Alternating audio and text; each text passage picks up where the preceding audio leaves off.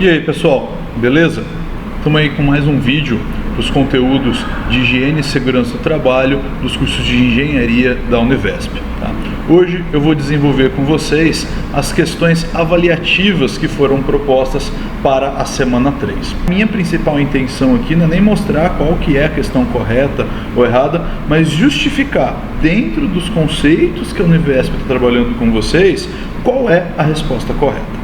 Ok? Lembra, toda aula eu tenho comentado isso, tá? E eu gostaria de deixar isso bem claro, que a Univesp ela tem desenvolvido os conceitos dela com base em algumas referências e que dependendo de onde você for estudar fora daquilo que a Univesp propõe, a gente pode às vezes chocar um pouco desses conhecimentos.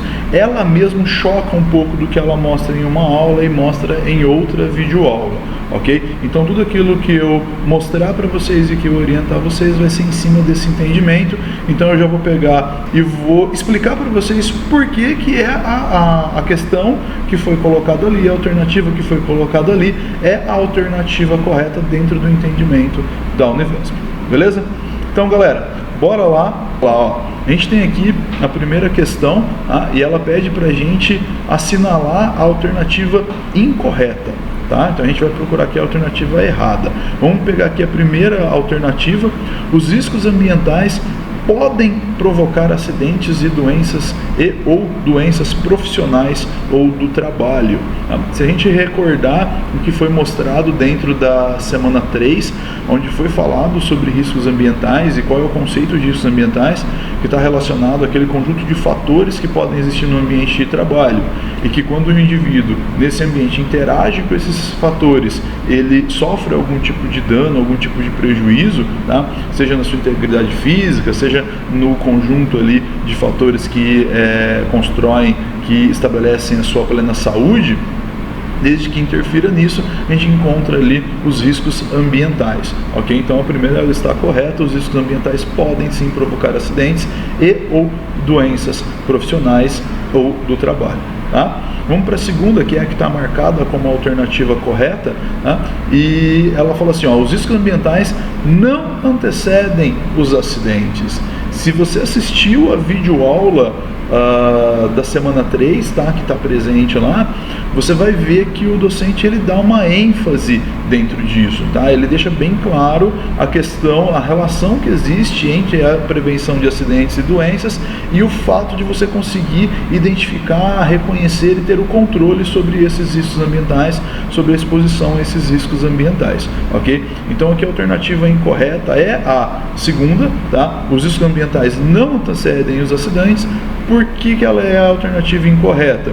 Porque dentro dos conceitos que a Univesp está trabalhando com vocês, lembra, ela pegou um conceito de risco ambiental bem aberto, com um leque bem aberto, com várias opções, e ali dentro você tem sim opções que vão causar algum tipo de acidente. Lembrando que o conceito de acidente mostrado foram dois. Você tem acidente, tá, de um modo geral, que é todo aquele evento onde você tem relação com alguma coisa e essa relação com essa coisa ela causa algum tipo de dano, algum tipo de prejuízo. E você tem acidente de trabalho, que é quando esse evento acontece com o indivíduo, com o colaborador, com o trabalhador. Ok? Aqui ele está falando de acidente de um modo geral e sim, sempre antes de um acidente a gente vai encontrar a presença aí de um risco ambiental, tá? Dentro do conceito que a Univesp trouxe para a gente. Então essa é a alternativa correta, pessoal. As outras duas alternativas elas estarão corretas. Por quê? Vamos lá. A terceira alternativa, os riscos ambientais compreendem os agentes presentes no ambiente de trabalho. E essa está correta, a gente tinha visto lá que o que são os riscos ambientais é aquele conjunto de fatores que está no ambiente e vai fazer mal e pode fazer mal para o indivíduo. Então isso aí está correto. A quarta questão é, os riscos ambientais são capazes de afetar a saúde do trabalhador? Sim, isso está correto. Ele tanto pode afetar a saúde quanto a integridade física do colaborador, tá? Então ele pode tanto causar um acidente como causar uma doença. Está ligado sempre à questão do efeito nocivo, tá? Então essa aí está correta. A alternativa errada aqui é os riscos ambientais não antecedem os acidentes, porque sim, eles antecedem os acidentes. Vamos para a segunda questão.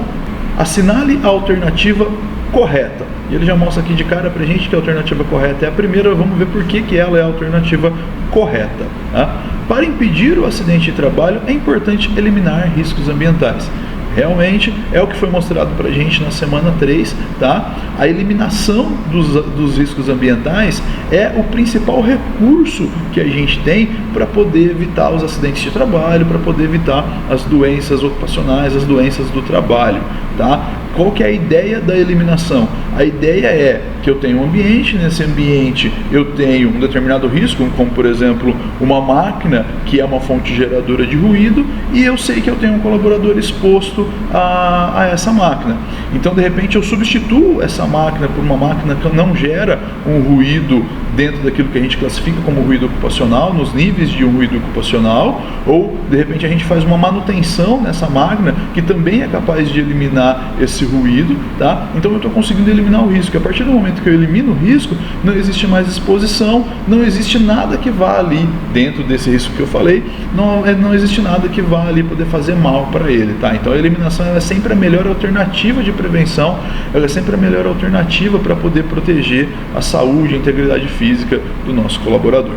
Tá? As outras 3, elas são as incorretas, vamos ver por quê. Os riscos ambientais não precedem o acidente de trabalho. Isso está incorreto. A questão anterior ressalta exatamente o contrário disso daqui, que sim, os riscos ambientais eles precedem o acidente de trabalho. Então essa está incorreta. Pode existir acidente de trabalho sem risco que o anteceda. Não existe isso. Você sempre vai ter primeiro o risco e depois o colaborador, tá? Depois o acidente, quer dizer, onde o colaborador vai estar exposto a ele. Então ele tem sempre que vir antes. Não há necessidade de identificar os riscos ambientais para a prevenção dos acidentes de trabalho. Sim, há a necessidade, existe até uma relação de hierarquia dentro desse processo. Tá? Se você pega, por exemplo, a NR9, que foi a referência utilizada como alternativa de prevenção, que é o Programa de Prevenção dos Riscos Ambientais, e foi mostrado na semana 3, dentro das ações da estratégia proposta pela NR9, você vai encontrar uma estratégia ali, uma sequência de ações que devem na verdade ser utilizadas, tá? E ela estabelece justamente como alternativa, antes mesmo do controle, o processo de identificação, tá? Até mesmo porque eu não vou conseguir controlar aquilo que eu não identifiquei. Eu preciso primeiro identificar, reconhecer e depois desenvolver os controles. É uma questão até que lógica, tá bom? Bom, pessoal, pergunta número 3, também ela vem, assinale a alternativa incorreta. Então vamos dar uma olhada aqui na primeira. A primeira fala assim: os riscos ambientais compreendem os riscos químicos? Sim. Vamos lembrar que lá dentro dos riscos ambientais a gente encontra os agentes físicos, químicos, biológicos, ergonômicos e de acidente, tá? Dentro do conceito que a Univesp trabalhou. Então sim, ele compreende os agentes químicos. Os riscos físicos compreendem o frio, a umidade e o calor? Dentro do conceito que a Univesp trabalhou, sim, os riscos físicos compreendem o frio, a umidade e o calor, tá? Próximo. Os riscos ambientais não compreendem os riscos biológicos? E essa aí é a alternativa incorreta, porque os riscos biológicos fazem lá parte dos fatores que compõem os riscos ambientais, tá? Então essa é a alternativa incorreta. Os riscos químicos compreendem as poeiras, fumos, névoas, neblinas, gases e vapores? Sim, né? Essas são diversas formas com que os agentes químicos podem se encontrar no ambiente de trabalho, e nesse caso são as formas em que eles são contaminantes por via respiratória, ok? Então essa alternativa está correta. Então na pergunta 3, a alternativa incorreta é: os riscos ambientais não compreendem os biológicos. Incorreto porque sim, eles compreendem os biológicos. Os biológicos fazem parte dos riscos ambientais. Vamos para a alternativa número 4 aqui. Mais uma vez, assinale a alternativa incorreta. Vamos olhar a primeira. O ruído contínuo ou intermitente está regulado no anexo 1 da NR15? Sim, galera. Vamos lembrar que dentro dos riscos ambientais a gente tem 3 tipos de ruído, tá? Dentro dos agentes físicos a gente tem 3 tipos de ruído, que é o ruído contínuo, o ruído intermitente e o ruído de impacto ou ruído impulsivo. tá? O ruído contínuo é aquele ruído que apresenta uma certa uniformidade dentro da ocorrência das ondas sonoras, e ele acontece por quase toda a jornada de trabalho do profissional. Enquanto o ruído intermitente, ele apresenta uma certa uniformidade também, mas ele não aparece em toda a jornada de trabalho. Ele tem uma característica, o termo intermitente significa aquilo que não tem hora para ocorrer, tá? Então a gente sabe que esse ruído vai ocorrer, mas ele depende às vezes, por exemplo, de uma ferramenta manual que o colaborador vai utilizar. Então ele só ocorre quando e durante o tempo que o colaborador usa essa ferramenta. É diferente, por exemplo, de um profissional que trabalha em uma indústria e ele fica ali toda a jornada exposto aos ruídos provenientes do processo produtivo daquela indústria, tá? Então o contínuo, ele é uniforme e pega toda a jornada de trabalho.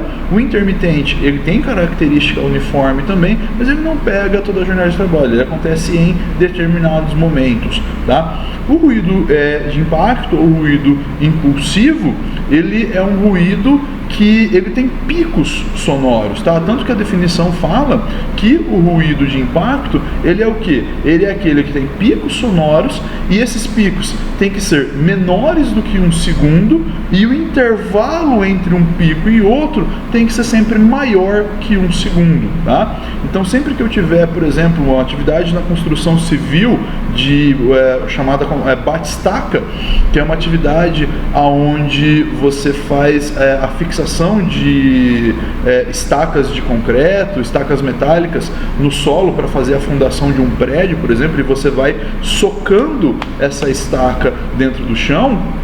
Essas pancadas que você dá, elas geram picos sonoros, tá? E esses picos, quando eles tiverem um tempo de ocorrência menor que 1 segundo, e o intervalo entre um pico e outro for maior que 1 segundo, a gente caracteriza como ruído de impacto ou ruído impulsivo, tá? Caso os intervalos entre picos seja menor que 1 segundo, ele é caracterizado como ruído contínuo ou ruído intermitente. E essas informações, no caso do ruído contínuo e do ruído intermitente, elas estão presentes no anexo 1. O ruído de impacto, o ruído impulsivo, está presente no anexo 2 da NR15. Okay? Então a primeira alternativa da questão 4, ela está correta. Segunda alternativa, R15, vinculada à insalubridade, contempla a vibração. Sim, correto, tá? Lembra no vídeo anterior que eu coloquei para vocês que alguns desses riscos ambientais, alguns desses fatores que estão categorizados, como a gente estudou na semana 3, eles são possíveis de serem avaliados de maneira quantitativa, ou seja, na forma, utilizando-se números para estabelecer a grandeza desses riscos. E alguns deles, de acordo com essa grandeza, de acordo com a quantidade, com a concentração, com o volume que você encontra ele no ambiente, você pode determinar, você pode classificar a atividade como sendo uma atividade insalubre ou não, tá? Eu não vou entrar em detalhes disso, existem uma série de regras que têm que ser observadas para se caracterizar isso, mas a insalubridade, ela é um direito que o indivíduo tem quando ele está exposto a um determinado risco e para qual não existe controle, a empresa não desenvolveu nenhum tipo de controle para a exposição àquele risco. Não são todos, tá? São somente aqueles que estão citados dentro da NR15. E dentro da NR15 a gente encontra o anexo 8, que é o anexo que determina os limites de exposição para a exposição à vibração, tá bom? Seja essa a vibração de corpo inteiro ou a vibração de mãos e braços, lá a gente vai encontrar isso. Então ela está relacionada, ela está vinculada sim à insalubridade e está dentro da NR15. Essa alternativa está correta, não é a que a gente está procurando. A terceira é a alternativa que a gente está procurando, tá? E ela fala assim, ó, o ruído de impacto tem regulação na NR17? Não, essa aqui é incorreta, por quê? Porque o ruído de impacto, como eu já falei, a regulamentação dele, a referência dele, hoje, por enquanto, ela está onde? Ela está no anexo 2 da NR15, tá? Eu comentei um por enquanto agora, por quê? Porque a gente está passando por um processo de revisão de grande parte das normas regulamentadoras que a gente tem vigentes hoje. E uma das que já existe uma proposta para renovação, para reformulação, é justamente o anexo anexo 1 e 2 da NR15, tá? Mas isso é assunto para uma outra videoaula. Aqui a resposta incorreta é justamente essa terceira. O ruído de impacto tem regulamentação da NR17?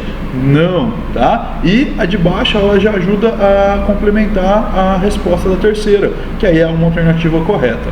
A NR17 aborda a ergonomia nos locais de trabalho e regula os níveis aceitáveis de ruído para efeito de conforto de até 65 decibéis. Essa é uma alternativa correta, porque a NR17 trabalha a exposição ao ruído, mas ela fala disso no aspecto do conforto acústico. Então, de como que você, com relação à exposição acústica, à exposição ao som ambiente, de como que você consegue criar isso de uma forma confortável para criar um ambiente adequado para o indivíduo poder desenvolver suas atividades, tá? Nessas condições que ela trabalha isso, você não tem a chamada PAIR, que é a perda auditiva induzida pelo ruído. O que você vai encontrar é, por exemplo, uma condição de desconforto, uma condição de estresse, porque esse som, o som ambiente não seria algo agradável, ok?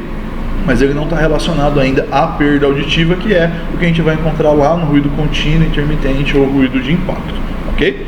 Vamos para a próxima questão, a questão 5. Questão 5, a gente tem que encontrar a alternativa correta. Então vamos para a primeira. A primeira, os riscos químicos não compreendem produtos químicos em geral? Lembra, a gente falou na videoaula passada, o conceito de risco químico é o que? São substâncias, compostos e produtos químicos que podem interagir com o indivíduo, seja por via cutânea, por via respiratória ou por ingestão, tá? E que de alguma maneira vão fazer mal à sua saúde, à sua integridade física. E lembrando que as substâncias são substâncias simples, aquelas que a gente encontra na natureza ou que são até mesmo processadas. Os compostos é a associação de duas ou mais substâncias, e os produtos químicos é quando eu pego as substâncias ou os compostos e coloco eles dentro de um processo de comercialização, ok? Mas essa alternativa é uma alternativa incorreta. Por quê? Porque os riscos químicos compreendem sim os produtos químicos de forma geral. Qualquer produto químico ele vai ser classificado como um risco químico, ok? Segunda alternativa, os riscos químicos não compreendem as poeiras e fumos. Está incorreta, tá? Por quê? Porque dentro dos riscos químicos, a gente pode, por exemplo, separar eles naquilo que se refere aos que são contaminantes por vias respiratórias, entre aqueles que são os materiais particulados e os gases e vapores. E dentro dos materiais particulados, nós vamos ter o material particulado sólido e o material particulado líquido. E dentro do material particulado sólido a gente encontra as poeiras e os fumos, ok? Então os riscos químicos compreendem sim as poeiras e os fumos.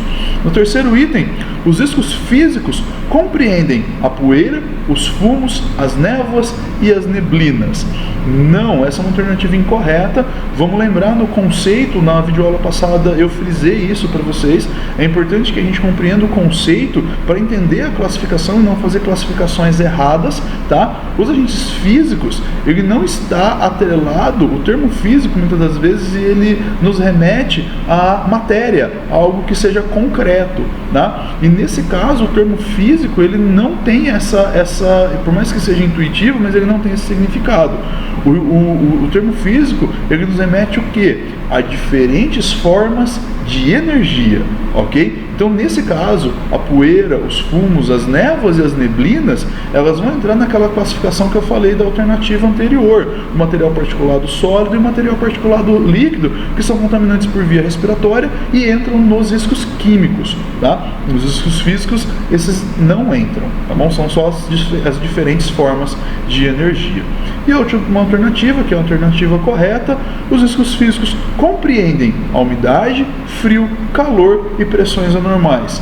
Sim, tá? Só fazendo uma ressalva aqui, que nesse caso aqui aparece a umidade como um risco físico, ok? Isso é a conceituação que a Univesp está utilizando, que o docente utilizou na semana 3, e a gente vai respeitar essa conceituação, tá? Só para que vocês entendam por que eu faço esses alertas, se a gente pegar o conceito de agente físico que eu acabei de falar, que são diferentes formas de energia, a umidade ela não é uma diferente forma de energia, ela não é uma forma de energia. Aí quando você vai na NR9, que é onde está estabelecido o conceito dos riscos físicos, químicos e biológicos, você não encontra a menção à umidade, tá? No entanto, você encontra algumas literaturas que acabam classificando a umidade dentro dos riscos físicos, tá bom? A umidade ela vai aparecer na nossa legislação lá na NR15 como um agente insalubre, e a relação que ela acaba tendo com os agentes químicos, até mesmo com os físicos e os biológicos, é que normalmente ela funciona como um potencializador. Então, por exemplo, se você pega um ambiente onde eu tenho uma umidade relativa do ar muito alta, isso pode potencializar, por exemplo, a exposição de um indivíduo a temperaturas extremas, como por exemplo o calor. Então, se ele tem no ambiente uma sobrecarga térmica, porque as temperaturas são muito altas, a umidade pode interferir nisso e potencializar a quantidade de calor que o corpo do indivíduo está recebendo, que o corpo do colaborador está recebendo. Por quê? Porque ela vai interferir lá no processo de evaporação do suor desse indivíduo, tá? Se você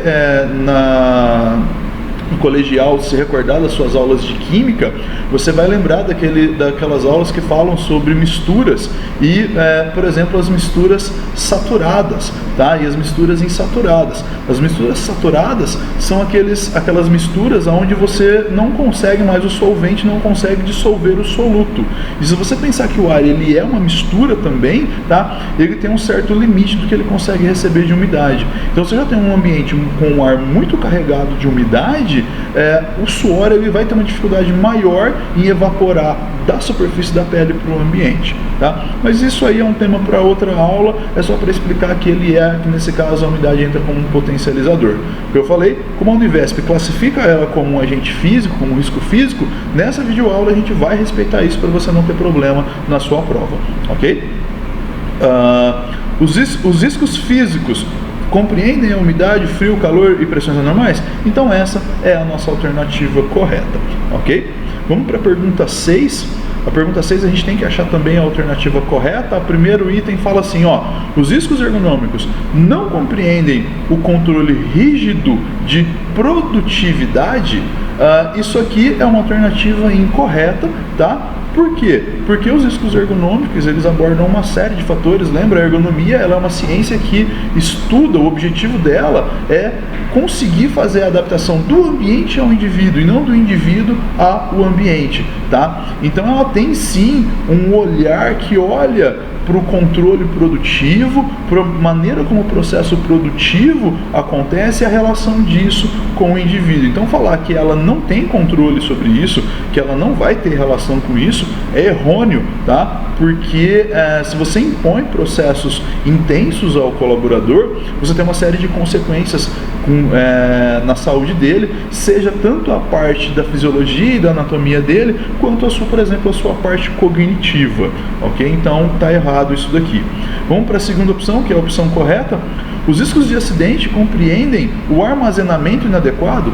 Sim, se a gente pensar que os riscos de acidente são aquele conjunto de fatores do ambiente que podem levar à ocorrência de um acidente, então normalmente eles estão atrelados ao layout do ambiente, a maneira como as coisas são organizadas dentro do ambiente, até mesmo aquilo que eu tenho de estrutura, de objetos dentro do ambiente, tá?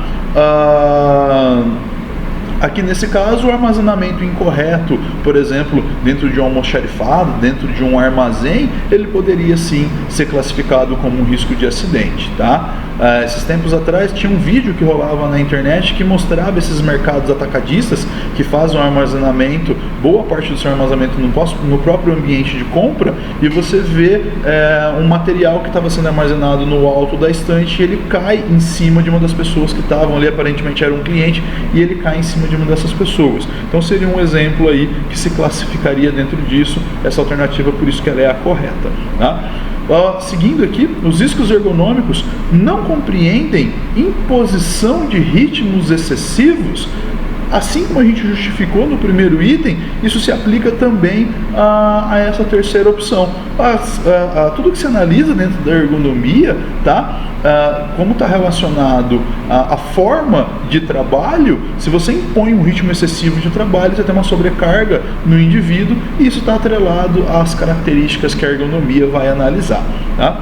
E a última alternativa aqui, os riscos de acidente não compreendem máquinas sem proteção.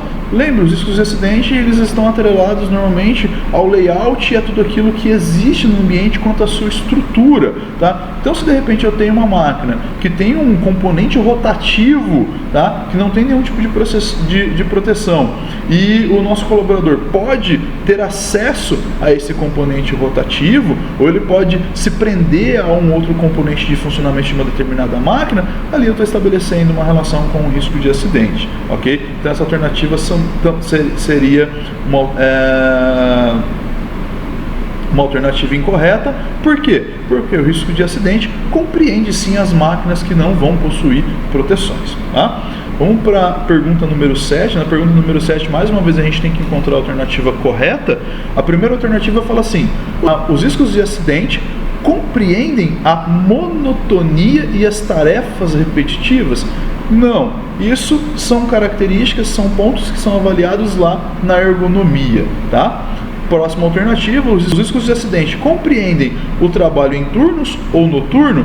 Não, isso também está relacionado às sobrecargas do indivíduo, isso também é algo que é estudado lá dentro da ergonomia. Próximo, os riscos de acidente compreendem as situações causadoras de estresse físico e psíquico? Não, isso também está atrelado ao indivíduo, às sobrecargas em cima do indivíduo, também está relacionado ao que é avaliado na ergonomia. Então, o que sobra aqui é a última alternativa: os riscos de acidente compreendem a probabilidade de incêndio e explosão? Sim, que são características do ambiente, tá? As características da construção desse ambiente, que estão presentes nesse ambiente, que podem gerar algum tipo de acidente. Vamos para a alternativa número 8. Na alternativa número 8, a gente tem que encontrar a alternativa incorreta, tá? Então vamos ver aqui a primeira alternativa. Algumas medidas de controle para a exposição ao calor no trabalho compreendem ventilação local exaustora, isolamento de fontes de calor e fornecimento de EPI adequado e apropriado de acordo com o grau de temperatura. Sim, tá? Essa é uma alternativa correta, tá? Porque realmente quando a gente fala de exposição ao calor, você vai reparar até mesmo pela própria alternativa que a maior parte das medidas de controle elas são aplicadas no ambiente. Tá? É bem difícil você pegar a exposição ao calor onde você vai entrar com o EPI. Nesse caso aqui, existem EPIs para exposição ao calor? Sim, eles existem, mas normalmente essas EPIs são quando você tem uma fonte de calor que emite o chamado calor radiante, que é quando a gente tem, por exemplo, uma fonte de calor que é uma fonte luminosa também, e a luz, como ela é uma onda eletromagnética, ela consegue propagar calor também, tá? Então, por exemplo, quando você vê o forno de uma fundição e você vê aquele ponto incandescente transmite calor por convecção, que seria pela massa de ar, mas também transmite calor pela luz, que seria o calor radiante. E aí normalmente você vai ver o pessoal usando aquelas roupas laminadas. Por quê? Porque como ele é uma onda o calor radiante é uma onda eletromagnética, aquela roupa laminada ela vai refletir esse calor. Então é um meio de troca térmica que a gente está eliminando para o colaborador, tá? Então essa alternativa é uma alternativa correta. O calor pode acarretar taquicardia, aumento de pulsação, fadiga térmica, hipertensão, cansaço, choque térmico e irritação? Sim, todos esses são efeitos nocivos da exposição ao calor, da sobrecarga térmica, ou seja, quando o corpo do indivíduo recebe uma carga de calor muito grande e ele não consegue se liberar dessa energia térmica, tá? Normalmente o que acontece é que o corpo ele começa a adotar uma série de recursos de maneira automática para jogar esse calor para fora, porque ele precisa controlar a temperatura interna do corpo. Então, ele aumenta a frequência cardíaca para bombear mais rápido o sangue, ele faz a vasodilatação periférica para aumentar a quantidade de sangue que existe na superfície da pele para facilitar essa troca térmica. Ok? Então, essa é a alternativa correta também. Algumas medidas de controle de ruído compreendem enclausuramento da fonte de ruído, máquina, equipamento, dispositivo, obrigatoriedade do uso de EPI, treinamentos e exames audiométricos? Sim, tá? Essa alternativa é uma alternativa correta, ok? Existe toda uma ordem de prioridade estabelecendo esses controles, que vai começar lá nas máquinas e depois a gente parte para o indivíduo, começa no ambiente, depois a gente parte para o indivíduo, e as que estão presentes aqui são sim formas de controle de exposição ao risco ruído, ok? Então, a terceira opção aqui, ó, as medidas de controle de ruído compreendem o enclausuramento da fonte geradora de ruído, é uma alternativa correta, tá bom? A quarta alternativa seria a nossa alternativa incorreta. E por quê? Os ruídos podem causar cansaço, irritação, perda auditiva, cefalias, seria dores de cabeça, problemas no aparelho digestivo e pneumonia, tá? O que acontece? A gente pensar no estresse que pode ser causado pelo ruído, pelo incômodo a essa condição acústica, talvez o problema digestivo ele até poderia aparecer, tá? Pensando como uma consequência do estresse e não diretamente do ruído. Mas a pneumonia jamais, as ondas sonoras, elas em nenhum momento conseguem ter relação com o sistema respiratório e atingir esse sistema respiratório. Então isso aqui é a nossa alternativa incorreta, porque seria um absurdo a compreensão disso, tá bom?